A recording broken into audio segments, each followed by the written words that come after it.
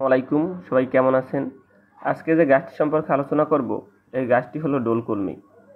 এই ডোলকলমির ইংরেজি নাম পিঙ্ক মর্নিং গ্লোরি, বৈজ্ঞানিক নাম ইপোমেকা ক্যারেন্না।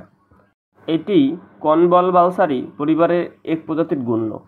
এর কাণ্ড দিয়ে কাগজ তৈরি করা হয়। এই উদ্ভিদের ঔষধি গুণ বিরাজমান, কিন্তু এটি বিষাক্ত। বাংলাদেশের গ্রামাঞ্চলে এই গাছ দিয়ে ক্ষেতের বেড়া তৈরি করার প্রচলন আছে।